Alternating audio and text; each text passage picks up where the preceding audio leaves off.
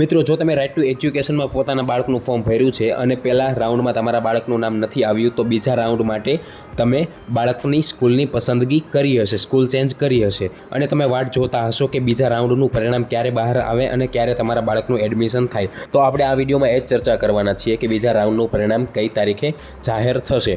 તો મિત્રો, આપણે 2024ની વાત કરીએ તો પ્રથમ રાઉન્ડ બાદ બીજા રાઉન્ડનું પરિણામ જાહેર થવામાં અંદાજે 45 દિવસ એટલે કે 1.5 મહિનો થઈ ગયો હતો. પરંતુ 2024માં એડમિશન પ્રક્રિયા છે તે વહેલી હતી, તેના કારણે 1.5 મહિનો ગયો હતો. પરંતુ 2025માં એડમિશન પ્રક્રિયા થોડીક મોડી છે એટલે 1.5 મહિનો થવાની સંભાવના નથી. 2025માં બીજા રાઉન્ડનું પરિણામ વધીને 20 થી 25 દિવસમાં આવી જવું જોઈએ. એ રીતે તમે ગણતરી કરો તો 17 મે એ આપણે સ્કૂલ ચેન્જ કરવાનો છેલ્લો દિવસ હતો, એને તમે 25 દિવસ ગણો તો વધીને 12 જૂન સુધીમાં બીજા રાઉન્ડનું પરિણામ જાહેર થવું જોઈએ. હા મિત્રો, તારીખ યાદ રાખજો, 12 જૂન સુધીમાં બીજા રાઉન્ડનું પરિણામ જાહેર થઈ જશે અને બીજા રાઉન્ડમાં તમારા બાળકનું એડમિશન થશે. હવે પરિણામ જાહેર થશે એટલે તમને કઈ રીતે ખબર પડશે? એક તો તમારે મારી આ યુટ્યુબ ચેનલ અત્યારે જ સબસ્ક્રાઇબ કરી લેવાની છે અને અમારું વોટ્સઅપ ગ્રુપ પણ જોઈન કરી લેજો.